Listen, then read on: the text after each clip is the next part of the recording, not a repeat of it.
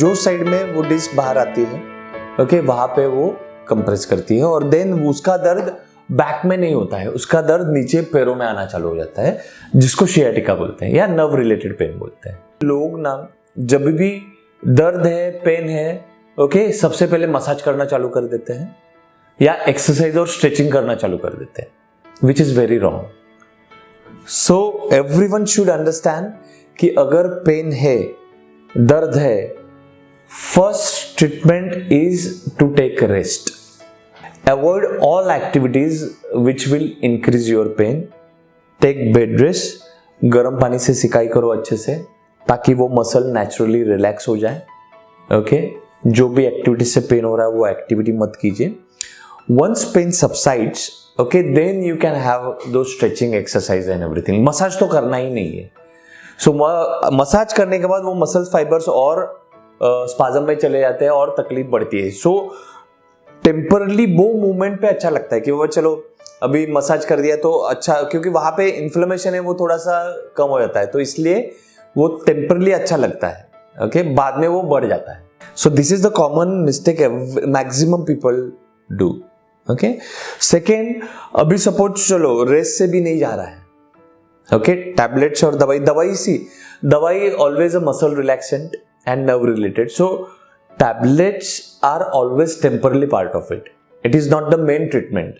Main treatment is your posture management, okay, your daily exercise, okay, आप कौन सी चीज कैसे उठा रहे हैं, क्या हो रहा है। स्पेसिफिकली जिम वालों को मैं बोलता हूँ माइंड मसल कनेक्शन। जब भी आप कोई भी एक्सरसाइज कर रहे हो, so you should have a good form, okay. उठाते समय आपका प्रॉपर कोऑर्डिनेशन होना चाहिए, स्पेसिफिकली जो डेडलिफ्ट्स करते हैं उनके लिए, ओके। उसमें थोड़ी भी गलती हो गई, ओके, वो प्रेशर डायरेक्टली स्पाइन पे आता है और वो प्रेशर सिर्फ मसल से रिलेटेड नहीं रहता, तो कभी कभी वो ज्यादा होने की वजह से डायरेक्टली नर्व रिलेटेड सिम्टम्स आ जाते हैं, okay. And then they have severe pain, okay, चलना भी कभी कभी डिफिकल्ट हो जाता है।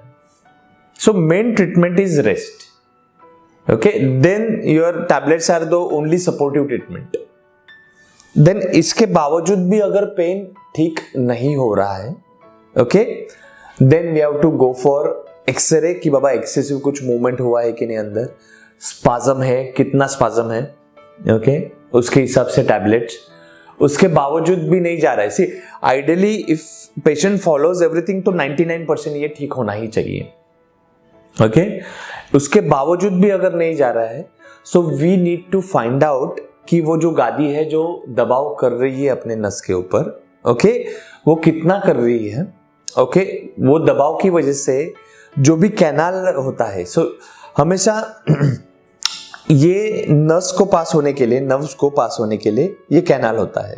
सो ये डिस्क जितनी बड़ी वो कैनाल के अंदर आएगी, उतना कैनाल का डायमीटर कम होते जाएगा, और वो कैनाल का डायमीटर जितना कम होगा, ओके, उतना सिम्टम्स ज्यादा होंगे, उतना तकलीफ ज्यादा होगी, ओके। एंड अगर ये एक लेवल के ऊपर ज्यादा कॉम्प्रोमाइज कर रहा है कैनाल को, जनरली 10 mm के ऊपर होना चाहिए वो, ओके।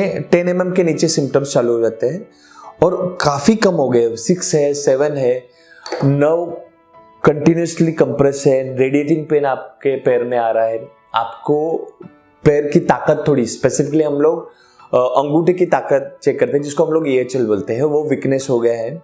सो कभी कभार रेस्ट और इसके बावजूद नहीं हो रहे तो लास्ट थिंग आता है कि ऑपरेशन, ओके।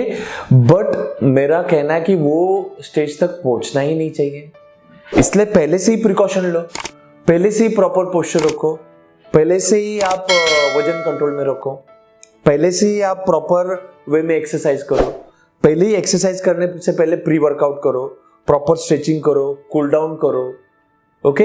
ये अगर जब आप प्रिकॉशन अगर लोगे अच्छे से तो आपकी ये नौबत आएगी ही नहीं। लॉन्ग आवर्स सिटिंग पोस्चर मत करो, कंटिन्यूस बैठो मत, ओके। आधे घंटे में 1 घंटे में उठा करो। सो ये सब करोगे तो आपको बैक पेन डेफिनेटली होगा ही नहीं।